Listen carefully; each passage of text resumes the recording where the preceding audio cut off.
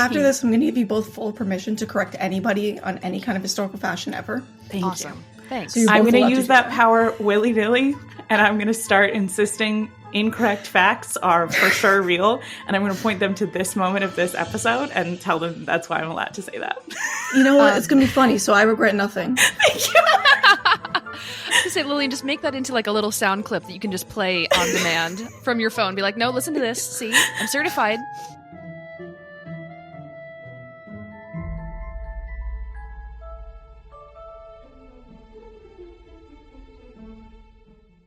Lillian, hello. How are you today? Piper, I'm so good. I'm particularly good today. Can you guess why I'm particularly good today? I think it's because there's this person standing over here smiling at us. Yeah, there is. Yeah. Hey, you want to introduce yourself? What's going on? Hello, my name is Leila, and I'm so happy to be here. I'm so happy for you guys to let me into your attic. It's very nice. I think the scratch marks on the wall like really add to the ambiance. Thank you. We've been working really hard on those. It's super nice that Piper lets people come visit me here after we've decided that I'm fully insane and do need to be locked away. Well, you know, as much as I don't want to let you outside of this room, I do need to make sure that you have enrichment and can every now and then see the outside world. So, and I appreciate that, and I appreciate this guest today, Leila. Why are you here? What are you here to talk about? We're going to talk about fashion. Yay! It's essentially a whole episode of Bonnet Watch, guys. Because Bonnet Watch, but better. Yes. yes. Because Leila is Victorian Historian on Instagram. If you guys are not following her, what a terrible mistake. It's Victorian.historian. Someone already had Victorian Historian, which I was kind of upset about, but now I'm chill with it. It's fine. Okay, So we're all going to take a breath and we're going to be okay about it, and we're not going to fight someone on the internet probably.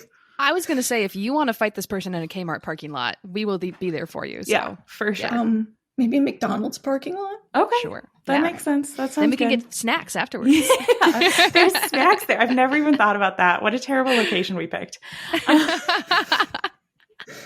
Just Kmart is the jankiest spot where you could possibly like throw hands. So I'm like, no, it's got to be there. Oh my God, I thought it would be Walmart. That's like the jankiest.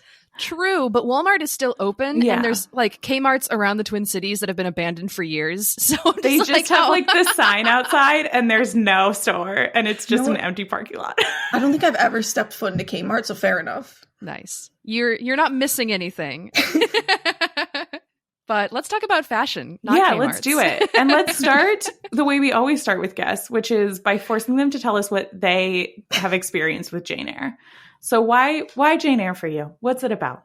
So I first read it when I was like 16, and I was going through a bit of a classic lit kick, and I didn't really know what to read, so I've been reading some stuff, and I kind of got into Jane Austen, and I was reading it on my phone, and it said, if you like Pride and Prejudice, you should read Jane Eyre. And I'm like, it's probably the same thing. It was not. It was so not. It was like, but I had barely read the description because I'm like, oh, governess, whatever. And I read it, and I was like mind blown. Like, I'm usually very blank faced when I read, but this was like, it got me, bro. Like, you don't even know. I remember the proposal scene specifically. It was like late at night. I was supposed to be sleeping because I had school the next day, but I was reading this and I genuinely was like jumping up and down, like trying to make as little noise as possible because I was going to wake up everybody screaming. Oh, cute. I love that. And like, I was about to start like yelling at my phone when I was reading when she was leaving. Like I was a mess. Oh my That gosh. is amazing. Every time I hear someone who has a similar experience to me of just being like, wait, hang on. It's just like, yes, I'm not alone in this. And now I'm like forcing everybody I know to read it. Like, it became like a required reading to actually know me. That's amazing. Like, I made my cousin read it for this podcast because I want her to listen to it. And she just got onto the proposal and she was about to get to the wedding. So I'm waiting for the text. Oh my God. Yes. Incredible. Oh That's my God. amazing. That's so good. We have a close friend of ours who just told me that she's going to start reading Jane Eyre. And I'm like, oh my God. Like, I'm also similarly awaiting. It's Maya, Lillian. Oh, okay. I know your brain was processing and I'm like, it's our friend Maya. That's awesome. And then we got to know you because you would send us these incredible fashion updates after our episodes would come out. And we would get this message of being like, here's some things you didn't know about Victorian fashion, until I was finally like, you know, who needs to know this? Our listeners. You gotta come on and tell them. And I was so happy when you said yes. I was so happy you agreed to come on. Well, so we are going to go through a couple of like 2 kind of big areas today. We're going to start by doing some generic learn-ins for Piper and I on Victorian fashion, learn some of the terms, some of the eras, and go through that sort of generally. And then you have prepared notes on 3 of our favorite adaptations, the 83, obviously, the 2006, also obviously, and then the 2011. And we're going to go through some specific examples of fashion in there and see kind of how our learnings apply to these adaptations. And then we're going to be really smart forever. And everybody's going to be really excited for us. So after this, I'm going to give you both full permission to correct anybody on any kind of historical fashion ever. Thank Awesome. you. Thanks. So I'm both going allowed to to use do that that. power willy-nilly, and I'm going to start insisting incorrect facts are for sure real, and I'm going to point them to this moment of this episode and tell them that's why I'm allowed to say that. You know what? It's going to be funny, so I regret nothing. Thank you. I was gonna say, Lillian, just make that into like a little sound clip that you can just play on demand from your phone. Be like, no, listen to this. See, I'm certified. Just please, for the love of God, don't say the corsets are death traps, because I'm going to start crying. That's Piper's. Thank you. Yeah. Maybe you heard I kind of went on a slight rant about I this was in one of our audibly episodes. cheering. Yay! I was losing it. Oh my gosh. I don't have all the facts, but I've watched a few videos because some of my favorite YouTubers are historical costume people. And I've seen them go through it and they're like, no, that is like the man who turned it into a kink and it's not historically accurate. It just supported women. And it's like, yay. So I want you to tell me all about that. You know what? I'm not even going to go into the corset rant yet. Because we're just going to save that. Let it marinate. Nice, That's a little sneak peek for later in the episode, guys. But I literally, before we even started recording, have already used the terminology wrong because I said these little fashion cards. And you were like, that's not what they are. So let's get into it. I'm so excited to learn. So we're going to be looking at a lot of fashion plates and extant garments. Those are basically what I usually use when I go to research, because obviously you would use an extant garment. But fashion plates are basically, they would come out in magazines every year and describe the kind of fashion that would be used for that year, like basically the trendiest kind of thing. So usually a lot of women would go to their tailors or their dressmakers and stuff, say that this is the kind of design they wanted, this is what they want, and everything like that, and then have it made. And they were used from like the 18th century onward, throughout the Victorian era. I don't know how long afterwards that, because I'm not really versed in the Edwardian era past that. So they were probably finished at that time. So we're not only just going to be going into Victorian fashion, because like Lillian's been saying that we're doing a lot of Victorian. We're spanning from the Regency era into the Victorian. So the Regency era, we're going to start off with that. It historically spanned from 1811 to 1820. I usually ascribe from 1800 to 1820 just to make it easier in my mind, but historically 1811 to 20. It's called the Regency era because George III was insane, and his son, literally, he was like clinically insane. I know, but I've known the term Regency era, and I never knew that was why. The things he would do, it was like, it's crazy, literally. So his son, who would eventually become George IV, became the Prince Regent. So now it's Regency. So the ideal fashion of the time would be very columnar and straight, and they would aim for a Gretchen style. And it was slowly evolving into a wider skirt going into the 20s. But in the beginning, it was very straight. And Regency stays, which were kind of the undergarments that would be used, they were corded instead of having whalebone in the Victorian corsets, because the support was the main focus, not the waist. Either way, in the Victorian corsets, support was also a focus, but some people wanted a smaller waist. Because the empire waist was a thing that started just below the bust, the small waist wasn't really kind of something that people wanted to focus on. Okay. So that's that, like, when we think of, like, I know Bridgerton is like not what we're talking about, but like the only, I think, fashion accurate thing is that it's very tight over your top, your titties. And then it sort of like goes into that, like, it doesn't, you don't really have a weight. Like, it just kind of like flows down from there. Yeah, right? just That's right what in the we're talking about? underbust. Okay. Yeah. Or, or titties. Yes. I tried to think of some other word to use, and my brain was like, nah, just say it. Just say it. I'm trying to use regular terminology. You don't have to. You do that, we're the goobers. It's sort of our whole vibe. Oh my goodness. That's why I agreed to be on here. So the Romantic era, we're going into that. It's, again, historically from 1798 to 1837. But whenever I'm mentioning it and when I'm saying this was the Romantic era, I'm thinking 1820 to 37. Like, Okay, that's what so I'm it's talking about here. Fashion-wise, it's like the following the Regency era, it evolved into more of this romantic style, even though the overarching era kind of covers further back than that. Precisely. But for fashion, we're talking about after 1820. Yeah. Okay, great. We see a lot of fuller skirts going into the Victorian era, so it had to have happened. We're going to talk about the 20s specifically. Fuller skirts were starting to become a thing, and the waistline was slowly going down. So the 1820s was the transition period between the very Gretchen-style Regency era and then the very full skirts of the 30s, the absolute meme that is known as 1830s fashion. Either you love 1830s fashion or you hate it. I love it because it's funny. I'm just loving these enormous poofy sleeves. They're amazing, and we're going to be talking about them too. Because Can't wait. sleeves of the 30s was just wild. We could see the skirt slowly getting bigger into the 20s, and into the 30s it's a lot bigger than you would see in the 20s. The shape of the gown in the 30s, as well as in the 40s, would be structured by a corded petticoat. I made one, I post about it a lot because it took me hours, but it's literally just cording going around a petticoat around and around and around again to give that structure because it was starched. Okay, cool. And also 30s hair, insane. Because it was at the top of the head and would be going a little bit over, and people would put feathers in it and have these like weird little designs in 1830s hair. I suggest everyone look up 1830s hairstyles because it's just like if you want to laugh, just look at 1830s hairstyles.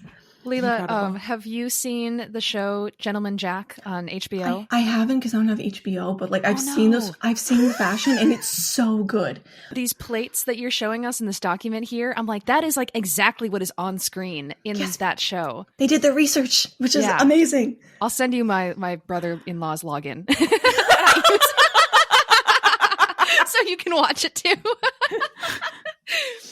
But I've seen pictures of this costuming and stuff because I go through a lot of Victorian fashion, or not Victorian fashion, historical fashion and Pinterest and stuff, and it just floods me with all this amazing outfits, and I love it so much. Awesome. If anybody else wants Piper's brother-in-law's HBO login, just email us. Generously sharing it for anybody. It's not like he's going to listen. No, Tommy wouldn't care. Name dropping everything too. Oh my goodness. Sorry. So I'm sure Lillian knows this too. Victoria became queen in 1837. Her kind of style made an impression on what you would be seeing in the 40s. 1830s fashion and 1840s fashion are very different because when you see the 40s fashion compared to the 30s, it's very plain. It has a little bit of a wider skirt and the bodice is lower on the waist. That was because of Victoria. She didn't really like a over-the-top kind of glamorous look. And the idea of the Victorian woman became very demure and modest and completely different from the romantic over-the-top kind of look. So I'm not going to be going into every decade because just hours. Yes. We're just going to be talking about the 40s because that's the latest that we're going to be going with that. And Jane Eyre was published in 47. So cool. I was going to say, looking at these plates as well, these look more like the Jane Eyre dresses that we typically see in movies. But we're going to be talking about that because actually when we're going to do 83, 2006, and 2011, that's chronological order for when they came out, but it's also chronological order for each decade they take place in. Oh wow. Cool. I like it. It's going to be really fun. I also love this little drawing here in the corner. The one lady is like not having it with that other woman with the shawl. It looks like she's like, why are you staring at me? Which page are you on? Or 4? Yeah, early Victorian era page, the little drawing next to the gentleman. 80s and 50s hairstyles. Oh my god. Yes. I'm going to be posting these fashion plates as well. Yeah, because people go. Yeah, so you can look at all those fashion plates there. I also am gonna. It's gonna take a while to actually edit all of these, so I don't think I'm gonna get all of them in. But if you listen to this on YouTube, we'll also have the fashion plates up on YouTube. as well as on Patreon. Come on, guys. Yeah. One thing that I'm curious about, because we've talked a lot about the ladies' outfits, and I notice you also have the gentlemen's here. These guys have really snatched waists. That was a big thing in like the 20s. People always talk about women's corsets and stuff like that. Men wore corsets. Mm-hmm. Yeah. I also, and you probably know more than me, I heard once that from like a tour at an art museum that I was at, but apparently wasn't it also really common that little boys would wear corsets until a certain age as well, because it was about like making you have good posture? I've seen things of little girls wearing corsets and stuff like that, just to, not only for posture, but to prepare them for actually when they're going to be wearing corsets. Mm-hmm. But I've never seen little boys wearing corsets, so that's really cool. Yeah, I don't know. I could be wrong. I just remember there was a painting of this beautiful lady and what looked like a cute little girl next to her, and the person was like, "That's her son," and was like, "Oh, rad, nice." And a cute little girl next to her. So either this is a fun historical fact, or we're calling out that docent for lying to Piper. I think it's right. I'll have to find the facts. Again, in the 40s, the Victorian corset became a thing. So they had the signature like hourglass figure that we're looking at that went throughout the Victorian era into the 1900s. But the evolution of the corset's a whole different thing. So I'm just going to leave that there. So men's fashion used colors as well and patterns for pants. Black wasn't just all they wore, contrary to popular belief. And something about the 40s, which was popular, is that their pants kind of tied down or had a loop underneath their shoes, which was called cossacks. So we're going to see that. Nice. Because I'm not going to say which adaptation, just to let that simmer. Nice. I would imagine that would keep the pants extremely taut. Like there wouldn't be any bagginess. It would be very tight, kind of. It actually, there was some, they were straight legged, but it was kind of so they didn't ride up and stuff. Like in their boots, I imagine. Actually, boots weren't the only thing that men wore as well. You could see in the men's fashion plate and stuff, they're not wearing boots. Boots were worn for a specific purpose. They're all in heels. Yeah, we've cute, dainty little feet. We've overgendered all of our fashion stuff, and we're projecting it on the past. I fully have a mental breakdown on the podcast, and you guys go, well, we're going to have to leave Lillian in her attic. It's like, all right, that's enough. She's getting overworked. So we're going to go into... I didn't know what to say to that. Just lean into me being crazy. That's usually I'm the insane one, so I don't know what to do. We can't have our guests be insane on the podcast, too. It won't be a podcast. It'll just be a psych ward. And I am not ready to manage all of you inmates, so let's just continue. What's next? Tell me more. Underwear. Let's talk about underwear. Underwear! Undies! Again, underwear also had a bit of an evolution throughout from the Regency into the Victorian era, like I said about the corset and everything like that. But we also have the Regency corset, which again, you know how I said the Empire waistline was a thing, so the waist wasn't really a big thing. Sometimes they would have a bit of a short corset that just focused on support instead of the waist, like you could see right here. That is a Regency corset. Oh, cool. But they also would wear kind of longer versions of that, just for the sake of more support and stuff like that. Mm-hmm. Going into the Romantic era, we have kind of the same thing, but it's just still longer. And we don't really see any more of the Regency corset because the waistline is starting to get lower, not smaller. Going into the Victorian era, that's when the Victorian corset became a thing. And there's a difference between that and the Romantic era. And here's my little soapbox that I'm going to stand on for a second. Thank you. People need to wear the right underwear when it comes to period dramas and period costume. If you do not have the right underwear, it's all going to look wrong. Mm-hmm. You need a good foundational basis. And so if you don't have the right corset, you don't have the right petticoat and stuff like that, it's not going to work whatsoever. Mm-hmm. Can I ask real quick, do you have, and it doesn't have to be Jane Eyre related, do you have a movie or a show where you've seen it and you can tell they've got the right undies on? I feel like a creep whenever I'm like watching some stuff and then it just shows like a woman in her dressing down into her corset, because I get like really excited about corsets, but I feel like I'm getting excited that this woman is in her underwear, and I'm like, wait, but no, I just love corsets too much. That's incredible. I'm not a creep, I swear. And if you are, who cares? I do. I care. Okay, well, we don't, because we're notably creeps. Anyway, I have so many questions about these corsets because I know Piper knows more about this than I do. Ask away, because I love corsets so much. Great. So the Regency one, like, because some of you I know are listening to this, it looks almost like a little bralette, like it with strings. So it's got like some structure, but like it honestly doesn't look that different than a bra. Where the romantic one, I can see what you're talking about with the waist going a little bit lower and flaring out a little bit. And then the Victorian one is the only one that has separate little boob spots. Is that a thing that's true of all of them, or is it really just? No, the romantic and Regency would have little like I don't want to like spots. Say what you said. Yeah, pretty much. I'm trying to think of like separate cups. I'm trying to think of some like terminology, but yeah, there would be bust support like that. Mm-hmm. And then, so I know you guys alluded to this at the beginning, but since we're really looking at corsets now, corsets have a bad rap. It's the idea that like women's organs would move around and be in different spots. They'd be super tight so they couldn't breathe. And Elizabeth in Pirates of the Caribbean did do that fall that one time. Those stays are so nice. They're so pretty. And the fact that they did them so dirty like that, like So it really is like they wouldn't tie them too tight. They would just tie them tight enough. Because the other one is Gone with the Wind that they did corsets real dirty. Mm-hmm. So basically, tight lacing would be done by the upper classes and was very frowned upon. Okay. If you had nothing to do all day, then they would tight lace just to look good.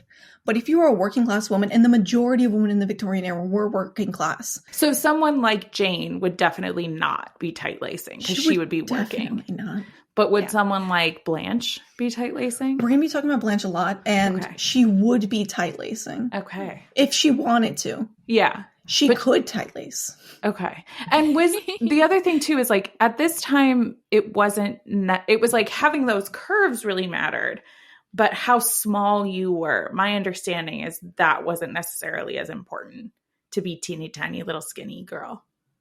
Or am I wrong? So the way it was more about the shape of it. You wanted that hourglass figure not only, here's another thing. You wanted the hourglass figure not only to look good, because it wasn't just about looking good. So you can have not only that support for the bust, but also for your petticoats. You're wearing a bunch of petticoats, and what they do is distribute the weight around your hips. Mm-hmm. When I wear my corded petticoat and other petticoats and stuff like that, and I wear it without a corset, it's not only is it not gonna look right, it's not gonna feel right. Mm-hmm. When you wear it with the corset, you have that weight distributed so you can move around a lot easier. Huh. Yeah. I've heard that before too, that it's like kind of like when you've got pounds of fabric that you're wearing in your outfit, it kind of provides structure to like balance out the weight.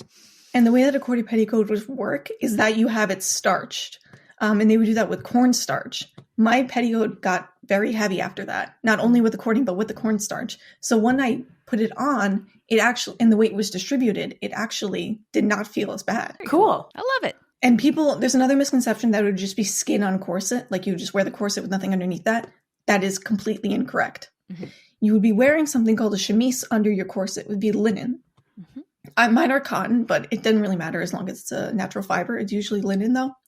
And you would wear that underneath your corset because that would catch all the sweat and you could just get rid of it, and it wouldn't just be on your corset, because if you wore just nothing under your corset, it'd be so uncomfortable. And it would get real stinky, which I've literally never thought of until just now when you said that. It would get so stinky. Mm-hmm.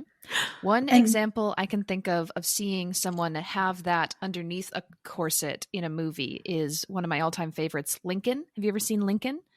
I think I've seen the first 10 minutes, but something suddenly happened, so I had to stop watching it. It's 3 hours long, so no worries. But there's a lot of really cute domestic moments between Abe Lincoln and his wife, Mary Todd, and there's a scene where he's helping her get undressed from this big gown from this ball that they've been at, and you see the big kind of t-shirt that she's wearing underneath the corset. And it would have the crinoline underneath that and everything like that. So yeah. Cool. We're not going to be talking about crinolines because we're only going up to the 40s, but we're going to see the corded petticoat at one point. And for men, you would also have a shirt. That's basically what it is. It's just a shirt going down to mid-calf. And that's basically what they would wear as their underwear as well as sleepwear. So the chemise could... Sorry. So they would tuck that right into their little pants, and they they'd be just airing that out. And then also the shirt is there. Or would they have pretty little much. undies? Just tuck it in. No, just tuck it into your pants.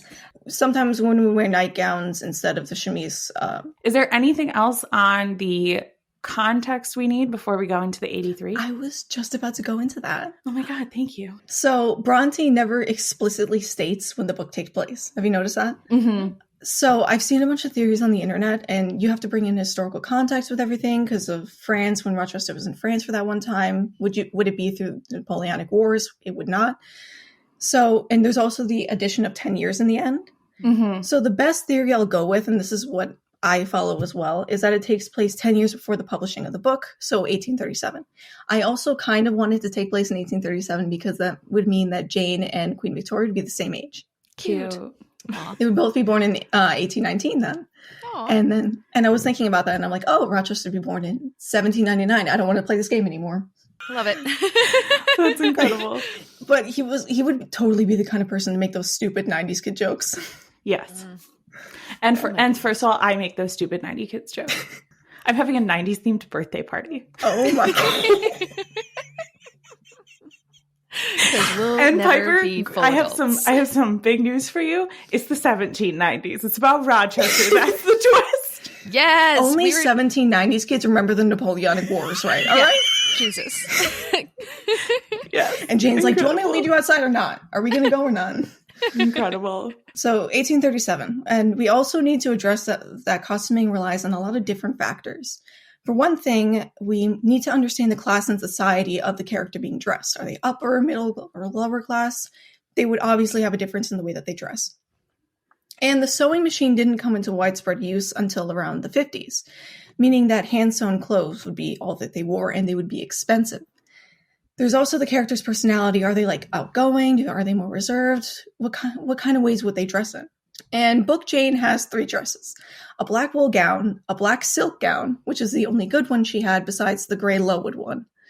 So again, she's working class. She doesn't really have this need for a million gowns because she's just trying to do her job. Mm-hmm.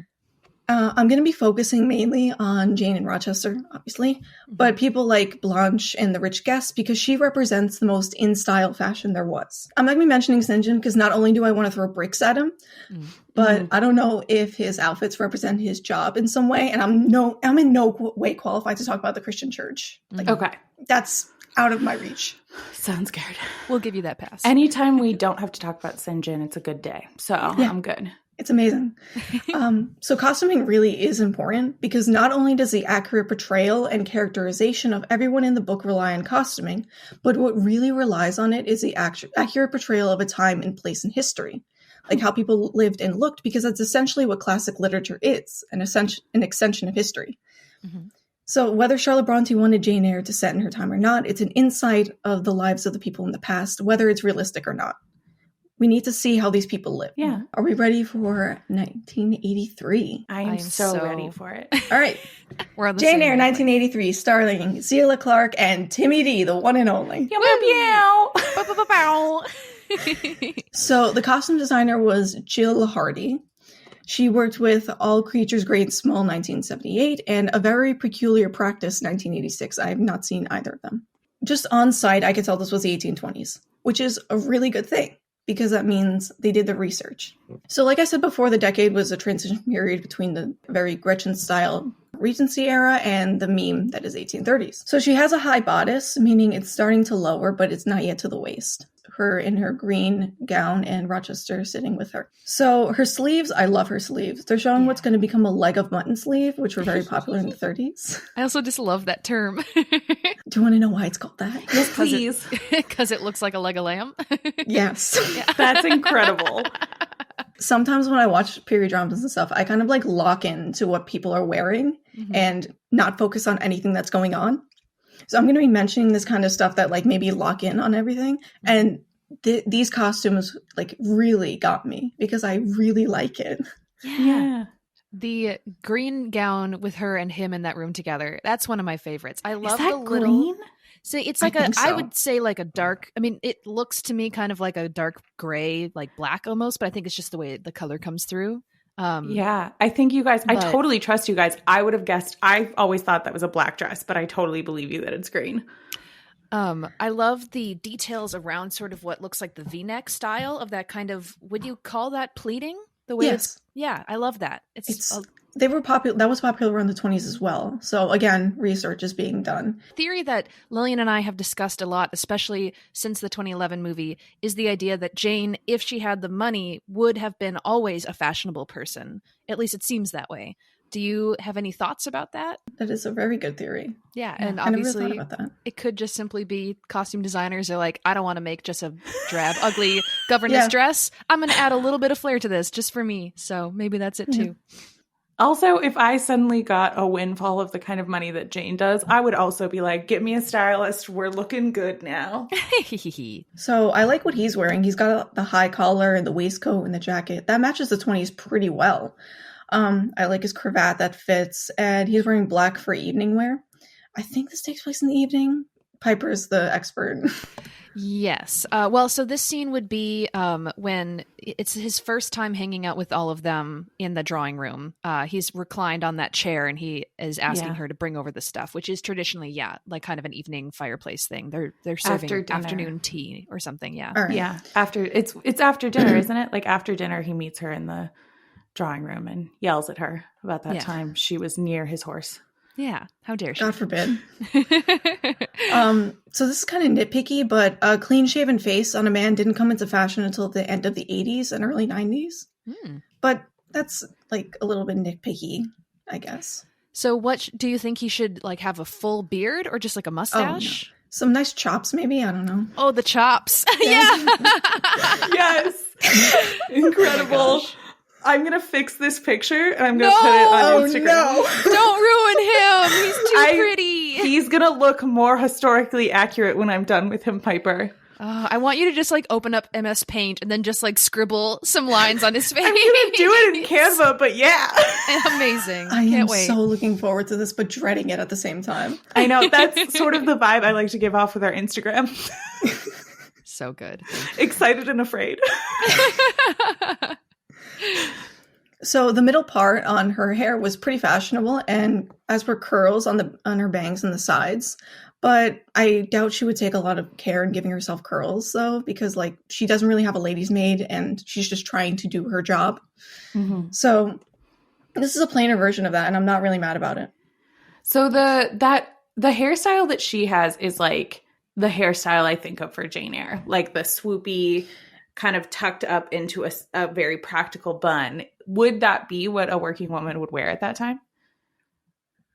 I would assume, well, it depends on the time period that you're looking at, because like I said before, hair would be pretty high and around the 20s and 30s, but somewhat lower and around the 40s and 50s and 60s. Okay. So depending on what you're looking at, she would probably have it in a bun like that. Okay. But depends on where that bun would sit on her head. Yeah, that makes sense. So we also have her blue gown, and it's, like I said before, it has a high bodice, a fuller skirt. It's definitely the early to mid 20s. If I had to put a year on any of this, I would say 25, just by looking at the rich guests as well. It's pretty all right for 25. And we need to understand that the waistline would be a little bit lower in 25, but it would be perfectly acceptable for her to have something that's a little bit out of style. That makes sense. That because the next person I think we're going to talk about is Blanche. And I think it makes sense that like Blanche seems like the kind of person who would get new dresses immediately as soon as the new thing comes out. And so she has the money sense. for it. Yeah, it would make sense that Jane's got a few years older in her clothes.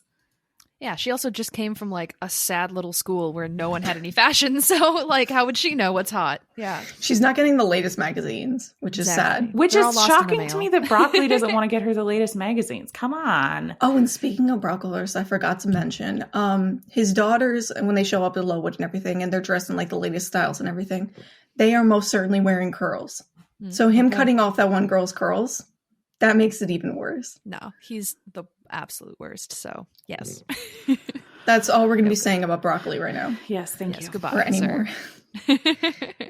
So we see the introduction of Blanche, and her bodice is lower than Jane's, but it's still good for the 20s. It's great, like 25 was like I was saying. So her clothes are a lot more in style, like I said before. And when she's with Rochester, his outfit's pretty good. It's a dress coat. So we're looking at her riding outfit. If you know her riding outfit from the 83, it's a great outfit. It's a very great outfit. Would they have outfits like that, like specifically for riding? And would they wear top hats? Yeah. Would the ladies wear top hats when riding? Because they always do that, and I love it. Great. Yeah, they would have specific outfits for riding, both men and women, especially if you're in the upper class. Because the way that the riding style would work for women is it's a very masculine style. That's what she's adopting right here. It's a pretty masculine style compared to everything else that she's wearing. Love it. I also, the top hats are so cute. Every time I watch a period drama, like the costumes is one of the big reasons why I watch them, because they're so pretty. And if I see a top hat or I see like the multi-layered kind of cloak, riding cloak sort of a thing, I'm always like, I wish this would come back into fashion. But if anybody does it now, they just look like a weirdo. It's like, when will it be organically cycled back so it's not weird? The daily struggle of a historical costumer. Exactly. I'm just going to start wearing top hats. Just like that picture of me as a child wearing a bonnet with just normal clothes. I'm just going to start wearing top hats and get a horse to ride around doing that. I live in a small town. People don't know who I am. I think it's fun if I get a really eccentric whole vibe going and then move. Great. Do it. Thank you. But you have to get a little top hat for Ruth as well. So you can That's true. both wear your top hats when you're out walking your dog. That would be great. Yeah. You can match. That'd be amazing. So we're going on to more of the guests. This one woman, I have a fashion plate next to her picture, right near it. Mm-hmm. It matches what I'm looking at in that fashion plate. So that's a great sign as well. Like that's so the research was done. Yeah. And speaking of that fashion plate, why aren't they doing cooler hats in these adaptations? Because that's a wild hat. That's the craziest. Bonnets? It's a bonnet. It looks like a bonnet, but it looks like a bonnet that it looks like someone took a pillow with a tassel on it and then put it on their head. A turban for women would be very popular in the Regency era, but I don't know of it coming into fashion around the 20s. So I guess it's just a hat. Okay. Cool. It's a very good hat. We're going to put this on our Instagram. It's a very good hat, guys. But yeah, I like this woman's curls. I like her sleeves and general outfit. It matches the 20s. Like, I really like this costuming. I was going to say, if you literally just look at her left arm and then look at the left arm in the drawing, it's like identical. Yeah, that's really cool. I love when people do their research. Oh my God. All right. Yeah. So the other scene where Jane goes back to Gateshead, she comes back and then she just meets Rochester chilling in the middle of the woods, like as a person does. He's wearing a frock coat and breeches with boots.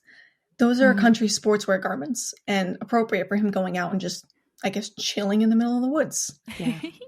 So that needs to be addressed, that there's different outfits for men as well. He would be wearing... Oh, no, go ahead.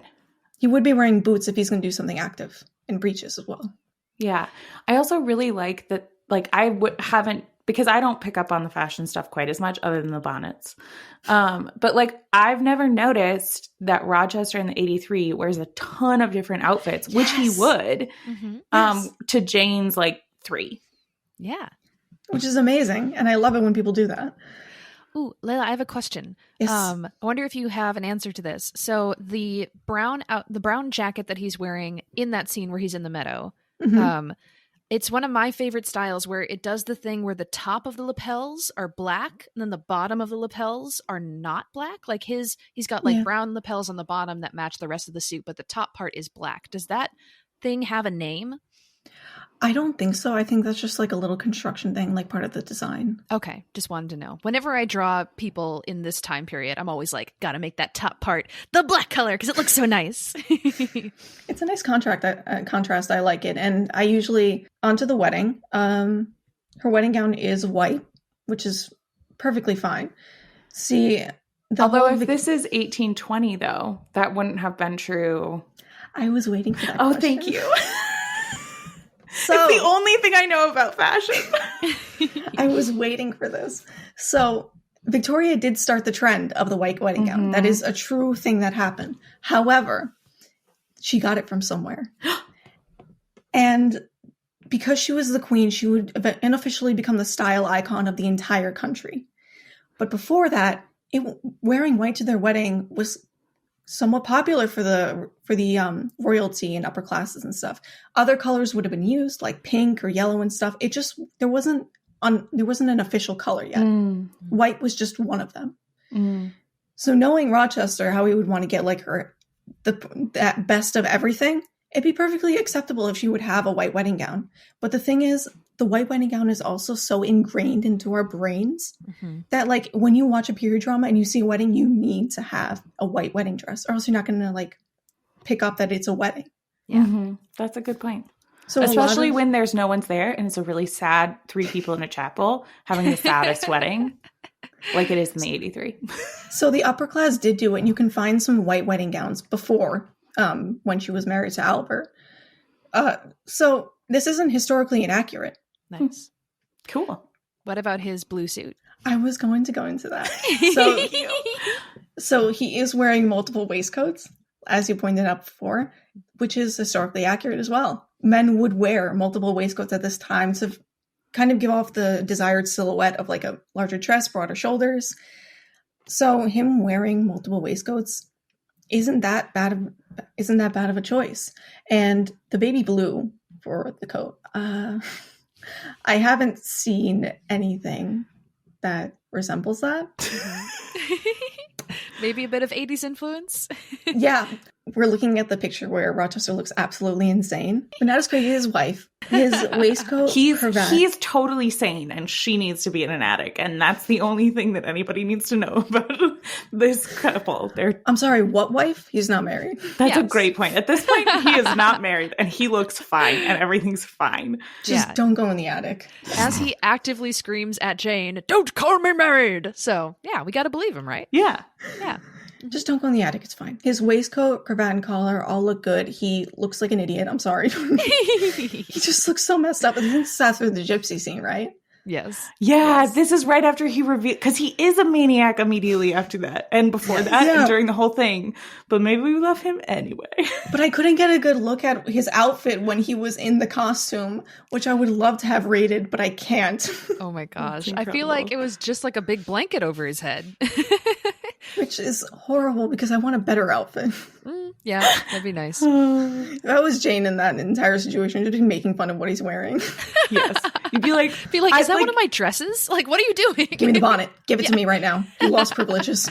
Your head's too big. You're stretching it out. I want you to go sit in the corner and think about what you've done. What I was going for with this picture, because the 19th century wasn't all dark and drabby colors. There were patterns. There were different clothes. There were other designs. Like, he dresses like an upper class landed gentry man, which is great, which is how I want to see it.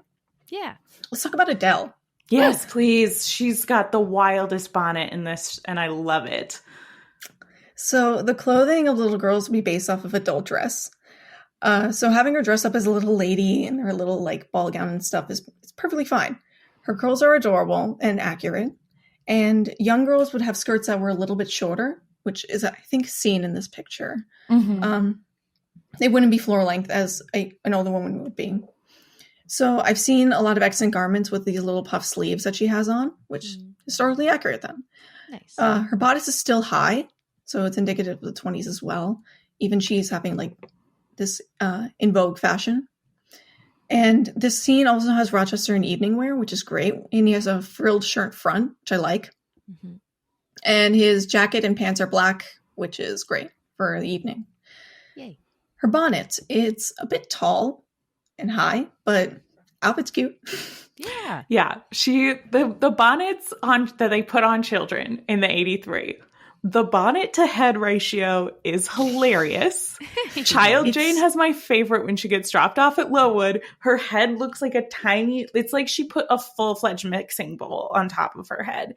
And then there's a bonnet on top of that. In all fairness, adult Jane in this one is very tiny as well. That's true. Yeah. Like watching this for the first time, I was like, is she just small or is Timmy D just a massive individual? I think it's a bit of both, but yeah. And honestly, like we've talked about this on our 83 rewatch specifically. If the only reason they cast her was her size, for the size difference, we're okay with it. I'm okay with it. Yeah. No, I was going to say, I mean, we've heard me talk about this nonstop, but in the reference photo that you have here of them at their wedding, I'm like, yeah, but isn't it great that he's like 2 feet taller than her? Like, isn't that the cutest thing ever? Listen, I know the wedding was interrupted. I know he's already married, but he's taller. Maybe we can just like roll ahead. And with like, you can see where he's standing like a couple of steps in front of her, which means he's even taller than that relative to her. He comes up to like his belly button.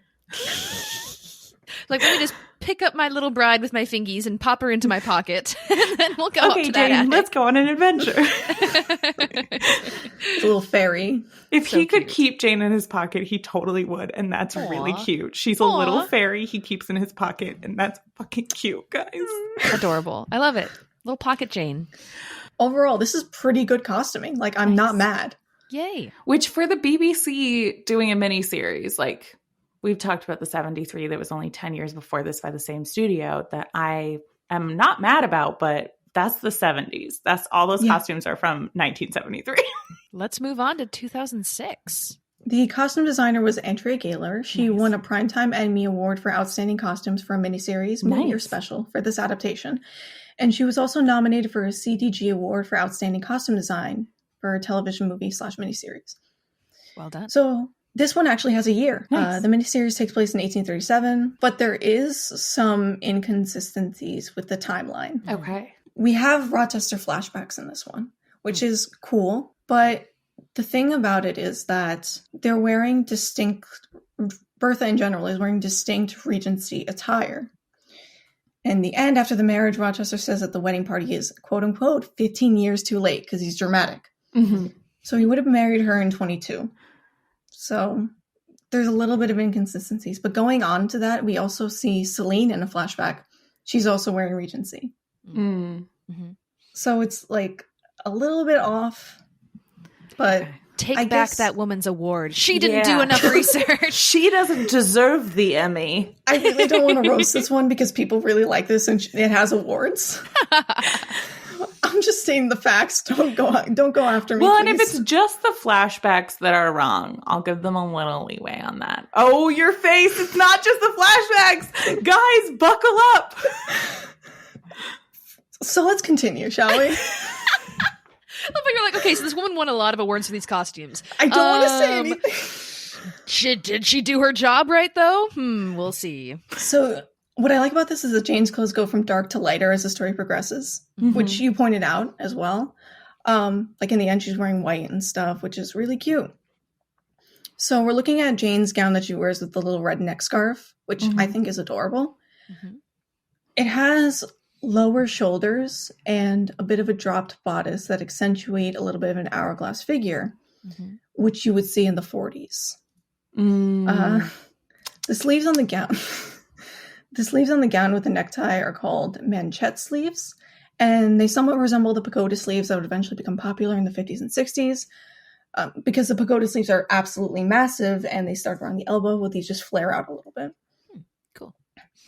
These are smaller though. One of the things, as you're nitpicking on this, which I love, I really don't want to get like. So this is sort of like because this was something that I was thinking about, because I would also be like, whatever, like who cares? It's the 30s, it's the 40s, like it doesn't really, it's 18, whatever, they did it. But it is like, if somebody was making a movie now that was supposed to be taking place in the 80s and they were wearing very clearly 60s or 70s fashion, we would all have a problem with that. Yeah, like if you're wearing early 2000s stuff and something that's going to take place now, it's weird. It just looks bizarre. And if we did flashbacks now that was supposed to take place in the 80s, they would be wearing more 80s style clothing. They wouldn't be wearing just the same clothes that they're wearing or something from the 20s, right? Like that would be wild. So I do, like, I was thinking about that before this and like totally fair. So let's nitpick more. I'm so excited. Let's start beef with the internet. Oh God, I don't want people to come for me. Dude, we'll if people come for you, we'll show up and we'll be like, no, bad. Stop it. You be sweet to our guests or you're not invited back. Be sweet, everybody. We'll spray them all off with a little water gun. Just like they're a bunch of bad cats. Yes. Because we know one of our listeners is a raccoon. The others are probably just cats. Yeah, that makes sense. Yeah. I'm glad you have a raccoon on your side. Okay. Mhm. So Bonnet Watch, Jane's red bonnet throughout the whole thing. I don't have a picture of it, but it has that little gathering on the back. It looks a little bit more like a Regency bonnet, which I'm not mad about because, like, if she was living in Lowood for her entire life, she would probably just pick up an old bonnet that she would find. Yeah. So now we're on this picture of Jane and Rochester together. It has that kind of 40s cut, which goes a little bit towards like a V, but the waist is a little high, resembling the 30s. So, like, lady can't make up her mind. No, Come it's on, like, guys. Let's get I that think Emmy. it's just Let's going go into break that into trend. her house. I think it's just going into that transition period between like the 30s and 40s and stuff. I'm not mad about the cut of it. Yeah. Like, it is what it is. How about him? How's he doing? I was going to go a little bit more into Oh, Jane. thank you. No. Go more into Jane, and then we'll talk about Toby here. So, her larger sleeves on the bottom become more frequent during the 30s, like the late 30s. So her sleeves are fine. Okay. It doesn't really bother me that much. For him, he's wearing what's called a frock coat. That's evenly cut around the bottom, whereas something like a dress coat, where we saw earlier, that'd be more formal. He also wears a lot of boots and breeches in this one. That's just like his normal style. It's not historically accurate. I mean, inaccurate. It's not historically inaccurate. It's fine. It's fine. It's totally fine. Okay. It's just like country sportswear that he wears a lot. So he's out here in his Adidas and his Nike. Yeah. Cool. The cut of his coat, it doesn't really have much of a flare, which is fine because that would be more around the 30s, like mid 30s. It's coming into more of a straight kind of look that you'd see in the 40s. I like his waistcoat. I like his cravat. He still has that high collar, which is nice. It's not as high as you would see in the 20s, but it's not all the way down. He's just out here wearing his Crocs around the pool with his family. It's chill. Get off his back. Do we think... I feel like Rochester would be very into fashion and like clothes and buy really expensive clothes. Do we think that he would do that? I think it depends on the kind of adaptation you're watching because they characterize them different. If we're talking book, maybe. I feel like book Rochester would have a lot of feelings about clothes. I think so too, if only given just how, like, I think of when they're walking in the garden together for one of the first times and he's like being so dramatic with his pipe and everything. I feel like this is definitely a man who would wear a very over-the-top outfit so he can dramatically pose on a little stone wall as he smokes his pipe to impress his governess. Because he's just a little theater boy. We've talked about it. He is a theater boy. Yes. Oh. The thing about big poofy sleeves is that you'd see that around like mid 30s or in early 30s. When the time comes that Lily and I rewatch this movie, now all I'm going to be thinking about it is I'm like, who cares about the romance? They just keep mixing everything up. What are they doing with the fashion over here? It's pretty embarrassing for them. Layla said it's wrong, and that's all I can see now. Wait, no. And people who like this adaptation are bad people, is what we're saying. You all suck. I gotta go. Remember, Leila said that whatever we say is true at the beginning of this with fashion. So. Oh no. I forgot I said that. You shouldn't give us that much power at the beginning of the episode. Yes. Okay. Let's go into Blanche. Yes, this Blanche, her fashion, I love, and I really hope that it's accurate. Let's find out. Double thumbs up. All right. So her hair is distinctly 40s. Because it's not as high as you would see in that. You see the one fashion plate that's next to it that resembles what she's wearing. It's not high. Which I guess is fine. Her neckline is a little bit past the shoulders. It resembles the fashion plate next to it. And this gown looks straight out of the 1830s. It has the massive sleeves that we're known for. But the plate that's next to it is from 34. So this Blanche is just pretty into vintage, I guess, which is fine, I guess, because more people need to be thrifting. But at the same time, incredible. This is the Blanche we're talking about. She would never admit that she got her dress at Ragstock. Oh, shit. I didn't get it from Goodwill. I don't know what you're talking about. And she's like, "Shut up! You didn't see me there last Wednesday. I had my sunglasses and hat on, and a massive bonnet to cover everything." Yeah. Again, in this other pictures that she has, her hair looks 40s and her sleeves look more mid 30s. I hate it when your hair and sleeves clash. It's so embarrassing. Can I just say I love the sleeves though? Yeah. Like the construction of her one? blue gown is just like amazing. I could see the darts and everything. The waistline is actually a bit higher, which is fine for the 30s. It's not as low as it would be in the 40s, which I like it. Yeah. The one with the white puffy sleeves, where she's like holding a book, that she looks like a fairy tale princess, like she looks like Cinderella with the blue one. Yeah. What's blue? Which one's blue? The top one. The top one. Oh, that looks kind of grayish to me, but yeah. I guess Cool. basically We're all what this podcast episode is going to be is us trying to identify colors that you can't see because you're listening to a podcast. We're like, wait, is it purple? It's like, We no, don't it's green. never What's wrong know. with you? It's also me gesturing a lot and then quickly remembering people can't see me. So the next one I have riding outfits from the 40s, and you can see the women's outfits have a more masculine look, which is fine. Mm-hmm. They can be a little bit bright, and Blanche's riding outfit, the purple one, is not that bad. It's just more 40s. Yeah. Which, for her in 1837, I guess it would be fine. Because she can see the future. I guess. I'm trying to, like, cover this as much as I possibly can.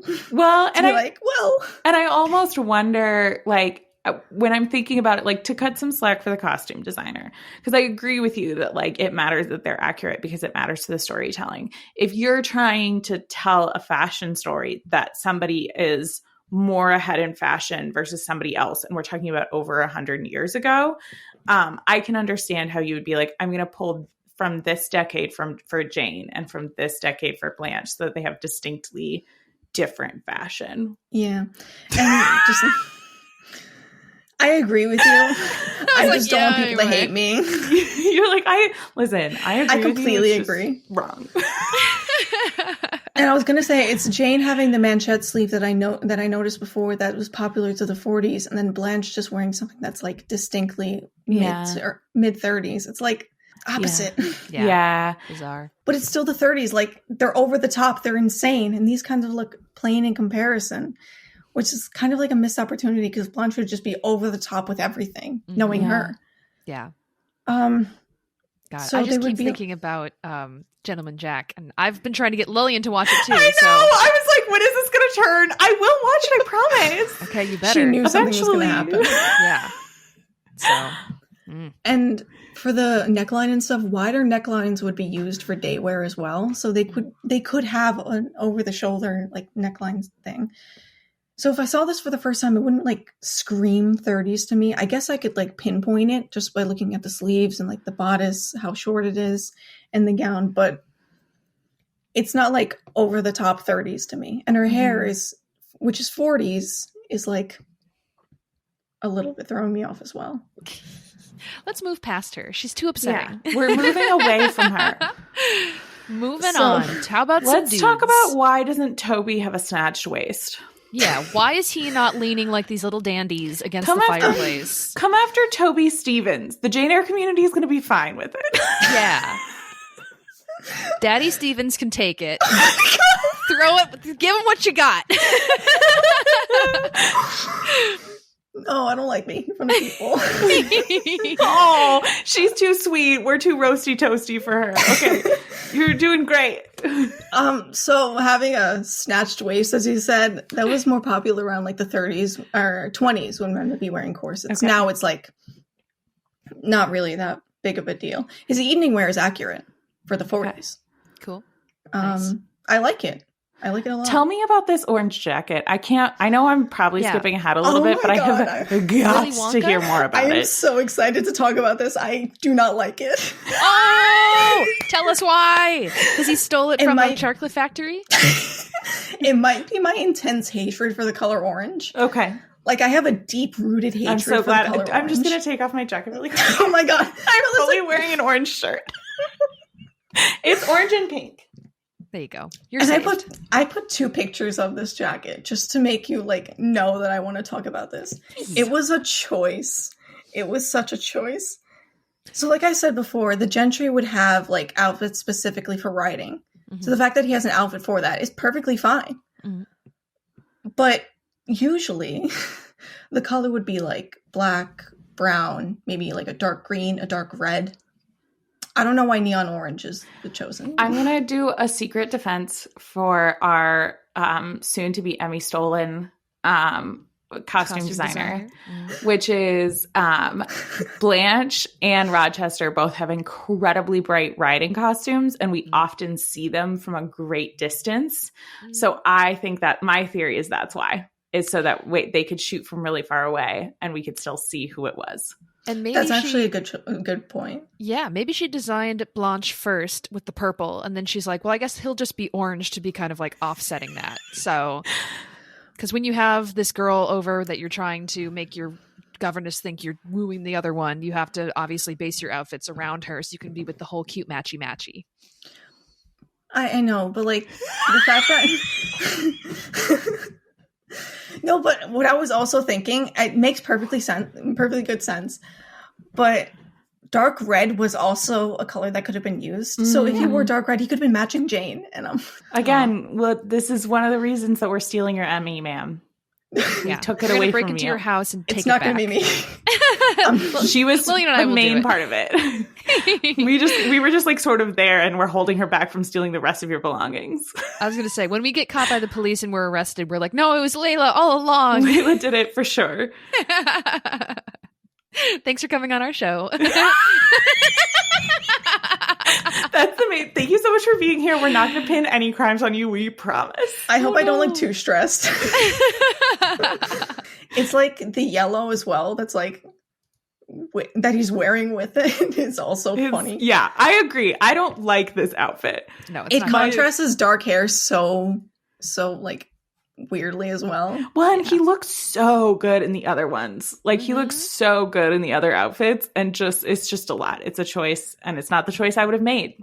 Like the first time I watched this, I'm like, is no one going to address this? I feel like, but dude, what are you wearing? Like, what's up with that? Just Jane and him are having a tense moment. She goes, listen, I cannot take you seriously in that outfit. Again, I could not focus. Like this is another like instance where I zone in on what people are wearing. I couldn't hear a word that anyone was saying. I was just so locked in on what he was wearing. Yeah, he's wearing this really insane long orange jacket with a like striped bright yellow vest. Oh, it's like plaid. It's like a yellow plaid. And it's a good waistcoat too. So like it's just a choice. Whatever. Let's talk about her wedding dress to get wedding this out dresses. of our system. Wedding dress. Wedding dress. I like it. It's got like the kind of like more open neckline. Mm-hmm. The bodice is a little bit high, which is fine for the 30s. It's not yet the 40s, which is, I guess it's on brand. She's wearing the pearl necklace, which like, oh my God. Yeah, we need more of that. Always talking about his Rochester clutching them pearls. Oh my God. Lillian, are you frozen now or are you just thinking? Oh, I'm just thinking. This is just how I'm also wondering, like, what about her underwear? Yeah, what those undies like. We're going to talk about that. I just also wanted to say the sleeves. I've seen sleeves like that on a gown from 38. Okay. This isn't bad. Okay. Whew. Let's talk about the underwear. So she's got the chemise under it, which is fine. Mm-hmm. I also don't know if she's wearing petticoats under her corset. If that's a corset. Mm-hmm. Would you wear them under or over? You would not wear them under. Oh my God, that's so embarrassing. Which like confuses me. So this corset that she's wearing. The pause said so much. Oh my goodness. I don't know what this is. I've worked with corsets from like this time. I worked with corsets for years. I don't know what this is. That's incredible. It looks like there's like something underneath with structure, and then there's just like fabric wrapped around it almost. I was going to say that. It looks like she just like wrapped fabric around her. Okay, so romantic era corset. Let's go back into that. But a wooden busk in the front, like center front. You would have cording going around it to give that support as well. You would have straps in the front going over the shoulders to keep it in place. You would have lacing in the back. I'm hoping she has lacing because otherwise how is she going to get this on? Mm-hmm. But just this doesn't look like that. This doesn't look like that. And it's so low on her bust. It's like her it doesn't really pop just right out. It doesn't seem like it's supporting much, which is like that's the purpose of a corset. Yeah. Mhm. But if we're going to go Victorian, it still doesn't look like a Victorian corset because you would have the front, you would have the busk in the front, you could open it there, you would have whalebone, you would have cording as well. In some cases, you have lacing in the back. She has like gores around the bust, which are meant to give more room to support. Yeah. Doesn't look like it's doing that. No, because the boobs are just sitting on top. Yes. Yeah. And this is like another thing. You need to have like the right support, like what I said before, Mhm. or else it's going to look a little off. Yeah. So definitely F- on this one. Sweet. 2011, Aunt Reed looks hot. Oh my gosh. I am obsessed with Aunt Reed in that movie. Also, I just love that actress. So Okay.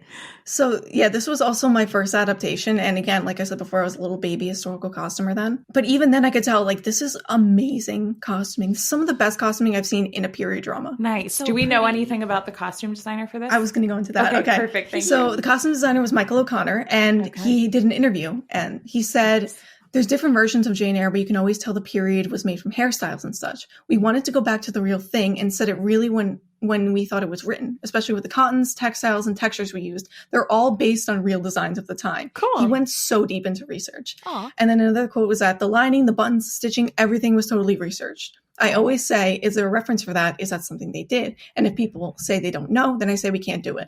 There's so much information from the time, there's no excuse not to have it. Nice. Well done, sir. And then Cary Fukunaga, who was the director, he said the book was published in 1947 and takes place 10 years before that, but neither one of us liked the clothing from the 1830s. Fair. So we all despise Mrs. Reed, but I love her costuming in the beginning of the movie because you could see time pass. This is so distinctly 30s and the rest of the movie is 40s that it's like amazingly perfect and I love it. Ooh. Yay. Awesome. I'm now seeing the things you're talking about. Like you can tell her sleeves are 30s and the waist is a little higher. I'm going to be a fashion expert, you guys. You're And graduating. her hair is like taller, going over the top, and her sleeves are amazing, and I love it, and it's perfect. Okay. This is also an example of like you can tell a lot about this character just by looking at her, like how Yes. finely she dresses, the fact that she has like this fur and her hair is so detailed. It's not just the swoop and the high, like it's a bunch of complicated braids as well and curls, and I love it. And I just love it so much. Okay. So we're going to start with Jane. The silhouette's amazingly perfect. It's not too full of a skirt. It's not too flat. She has more plain design, which is popular in the 40s, like I said before. Her hair is the middle part and a little bun. And for Rochester, I'm looking at this one picture of them walking together. He's wearing cassocks. So, The Oh, pants nice. that go under the shoes, you said? yeah, they loop under. Oh, they're under the shoes. For some reason, I thought they were inside the shoes. no, that's they're good to under, know. which is great. Very nice. I want So- boots like the ones he's wearing when he's standing on the stairs. If Oh my anybody God. knows that, they've got like a black strap. They've got like black for the most part, but brown around the top, and I would like those for myself. Fair enough. Thank you. Lillian, so then- come with me to Renfest. I think I've seen those being sold at different little shops. Yeah. Yeah. So he's also wearing a frock coat in the picture of them walking together, which is, it's informal, it's daytime, which is fine. Nice. He's got the waistcoat, the cravat, the high collar. I love it. Let's talk about his waistcoat. Yes. In this picture where he's wearing the breeches and the boots. I love it. I love that waistcoat so much. Well, it's kind of like the one Toby had, but minus a hideous orange jacket. Yeah. Yeah, I want to make it. Like, it's so nice. Incredible. And like, this is one of the things that I like locked onto because like I just loved it so much. Very nice. That's so great. Yeah, I love that whole scene on the stairs. It's got his disheveled, our preferred waistcoat and a flowy shirt because you can look a little disheveled. And he rolled up the sleeves. Come on, Toby. He also has the chops that you mentioned too. So Yeah, his hair looks right. I don't have to Photoshop this at all. Yeah, so again, in that scene, I can't listen to anything anyone is saying because their costuming is just so good. Yay. Very nice. Jane has this one dress with the wide collar, and it looks a little bit weird for the daytime, but it's fine. I loved it. I'm never going to doubt the research on this film because there's just so much brought into it. Nice. Very good. So we also see her nightgown in some scenes, like after the fire and after the Mason incident. While it wasn't unusual for a woman in the middle class to sleep in her chemise or shift, nightgowns were also in use. And she has a simple one under her wrapper or dressing gown, which is like she's trying to keep some semblance of decorum because she was caring for a man all night who was bleeding out. And also and putting out never her questioned boss. anything about it and just was like, this is totally normal and fine. Yes, and put out a fire at her boss on her boss's bed. Are we talking, you love Blanche? Is that what you were going to say? No, not her. Oh. Her outfits. Oh, okay. I love her outfits. There's so much. They just look straight out of a fashion plate. She has multiple evening gowns, which are great. And if you could see this like kind of design that she has around the neckline that's going a little bit off the shoulder, you know what that's called? I don't know. It's called a Bertha. No, It's called a Bertha. That's so cool to Nice. know. It's like Cool. it's like pleating, but like little, and then like lots of layers of it. I know where It's just the design that they would have around the neckline and stuff like that. It's kind of like the little rectangle thing. Very It's called the Bertha, and those were popular around the 40s, and I love it. Her curls are amazing. Her hair is amazing. So good. I really like I don't know. Do they ever describe what color hair Blanche has? Because doesn't she's supposed to be like kind of tall, dark, and handsome for a woman? Yep. So black Yeah. hair is accurate to the book. Yeah, which is amazing and perfect. Yeah. This movie is just me going, I know I'm supposed to despise this person, but like they're dressed so well. Yes. Which like I think that fits her character. Mm-hmm. I love her riding outfit too. Her riding outfit is so good. It's Very pretty. again We got the that top masculine look. Yeah, the top hat. Her day gown that has like that design with like the V a little bit going into the hourglass figure. It has the Bertha. It has like a longer sleeve, so you know it's day gown. And it's just like the pattern matching on it is, I love it. That is nice. Those That's incredible. stripes are working well. How I feel like about stripes are tricky. is that and it works, which you're right. Yeah. I think that's good. How do we feel about are we I know we rushed through one of the greatest fashion Blanches, but I also Yes. desperately need to talk about Jane's wedding dress. Let's talk about it because I do love it. Okay. Tell us So everything. there's a long sleeve. It's a day gown, which is fine. She has the wedding bonnet, which I'm sorry, Lillian. There were wedding bonnets. This wedding bonnet I don't hate. Really? There's other wedding bonnets that are terrible, but this like has the like sheer almost veil-y style to it. I don't hate that. And it's like, again, there's research to everything. I can't say anything about this because it's just so perfect. Nice. It makes me so happy. And I love the design that she has in the middle of the gown going into the lace. So one thing, there's one of these photos here where she is like standing before a mirror and we see that she's got these little glovies. And I've noticed that on lots of Blanche's outfits is she has different kinds of gloves. Do you want to talk about gloves at all in this time period? I know that these were popular. Well, gloves would be used in a lot of like evening wear situations. And maybe this has nothing to do with like stuff in Jane Eyre times, but I feel like I've come across things before about like the significance of like higher class ladies would wear gloves to like protect their dainty little hands, but a working class woman would never wear gloves because I don't know, she just got rough callousy hands, and that's like a big kind of sign of like whether you work or not. Yeah, basically how you would look at someone's hands is distinctive of their class. That's why Mary and Diana knew that Jane was a governess because her hands weren't calloused. Jane is also wearing gloves with her wedding gown and with the gowns that she has when she got rich. Can we talk about her underwear? Yes, let's talk about her underwear. It's great. I love it. Her petticoats are over the corset. The corset looks great. It has, let me try to zoom in a little bit. It's kind of like an early or Victorian corset. So the corset looks great. We have the corded petticoat. You could see the kind of like ruffles in the bottom. Nice. And I love it. She has that little chemise. It's not that like decorated, but like I don't really care because it's awesome. And she's got the multiple petticoats on to get that silhouette. Her underwear is great. I love it. Nice. Yay. She did it. We Awesome. love her underwear. And now let's talk about the best bonnet in Jane Eyre history. And also Her- probably one of the best Jane outfits ever. Yeah, her rich outfit. So this completely shows that she got a lot of money when you look at it. And you know, like the costuming and stuff, because you have that kind of like design that she has over the shoulder going into a V. That's extra fabric. Yep. She has that thing on her sleeves. That's extra fabric. So and there's more designs on it. There's more of like a kind of like complexity to it. Yeah. So you can definitely tell that she got a lot more money compared to the gowns that she would be wearing before. Mm-hmm. Her bonnet looks great. Like, Is I that a really have fun with historically it. accurate bonnet? Bonnet, I'm not Bonnet? sure. It's a bonnet, guys. It's a Bronte bonnet. You got me there. Thank you. I definitely didn't stumble on words and then sneak my way out of there at the end. It was premeditated. There you go.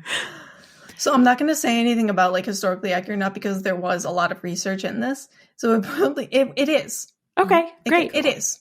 Neat.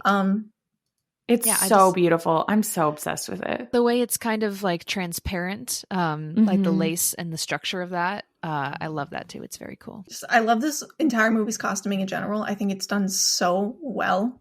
Yeah. I can't say anything bad about it.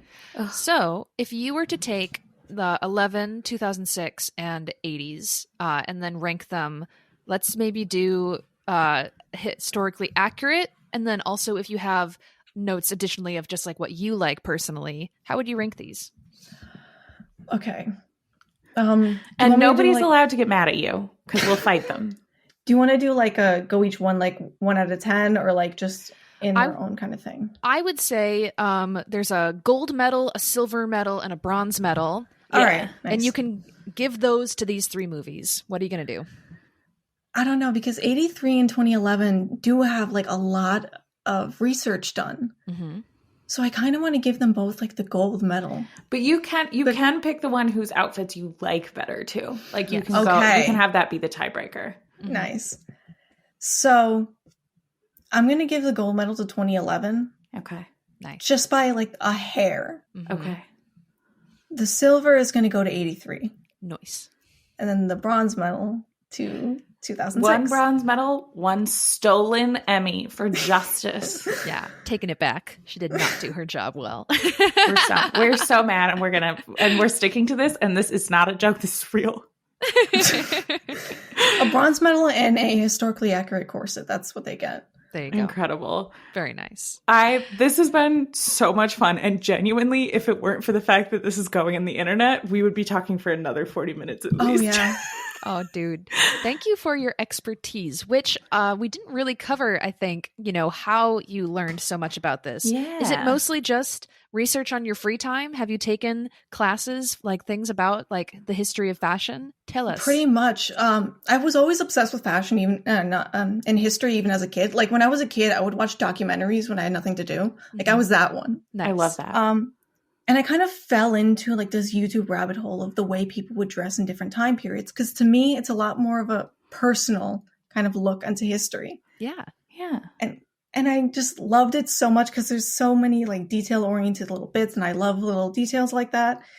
So it's just me like researching this like on my own, teaching myself how to sew so I can make this kind of stuff, and just building my own little closet of historical costumes. That's so awesome. Leila, I do cosplay in my spare time, and I go to Ren fairs whenever I can. Where do you wear the outfits that you create? I don't wear them in public. Yeah, you're just for yourself at home? That's awesome. It's just because I don't know anyone else who does this. So I just like make my own project. I wear it and I'm like, oh, that looks nice. All right, now to the next one. Okay. Well, if you're ever looking like for places to do that, I can say from experience, wherever you are, I'm not sure where in the United States you live, but there's definitely communities, conventions, all kinds of stuff if you do want to wear that in public with others and not feel weird. They are out there. You don't have to. We're not trying to bully you.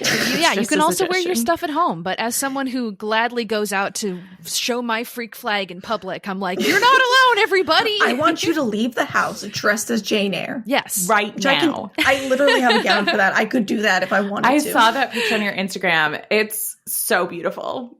Thank you. One of my last questions for you, Leila, and it doesn't, again, have to be related to Jane Eyre at all, but as a historical fashion fan, what is a movie or show where you saw the fashion and you were like, wow, they did the best? And what is one where you want to rip your hair out every time you see it?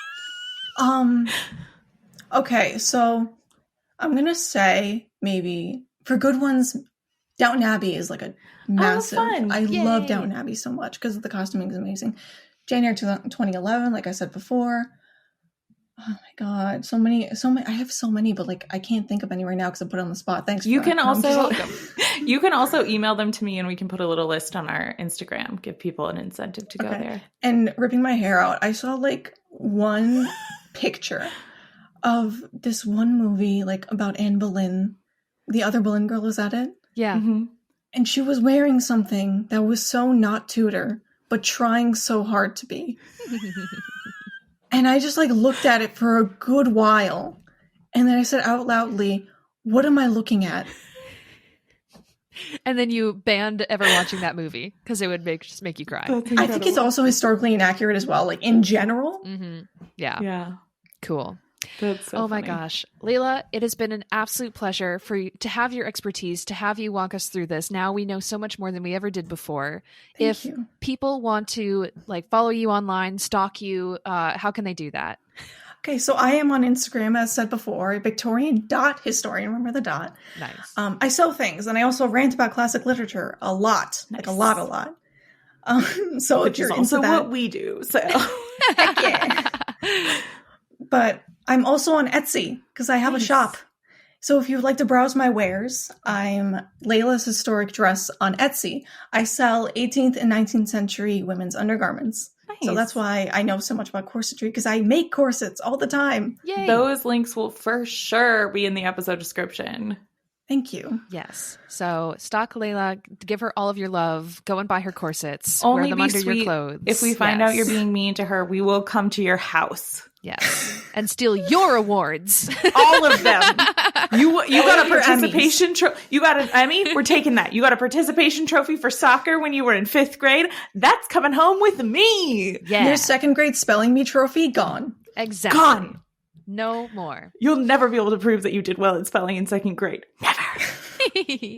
And if you want to file a complaint after we've broken into your house and stolen your goods, you can reach out to us.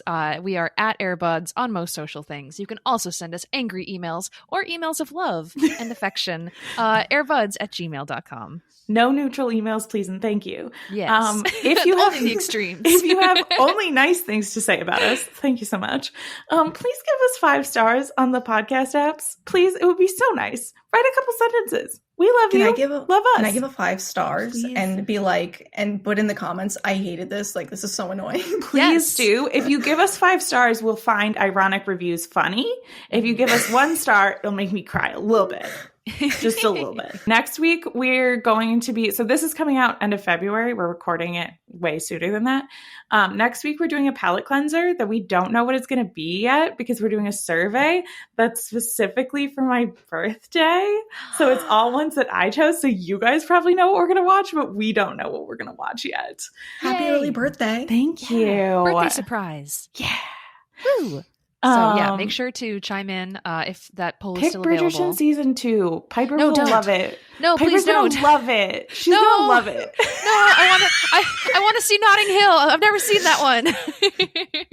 You can watch Notting Hill any day. I can only blackmail you into watching season 2 of Bridgerton once. Oh my goodness. You guys, this has been wonderful. Thank you so much for tuning in and listening to us and being part of this beautiful community. We love you so much. And again, thank you, Leila, for sharing all of your wonderful insight. It's been You're delightful. so welcome. I Thank loved you. being here. Sincerely, thank you. It's Really? been a blast. Yes. Actually, for real, thank you. No, we love you. This is so great. I loved being here. This is Yay. amazing. Hooray! So until next time, you guys, happy Jane Eyre reading and watching, and happy Jane Eyre fashion obsessions. Yes. Yes. Bye. Goodbye. Goodbye. You stay here. Yes. Leila does not leave.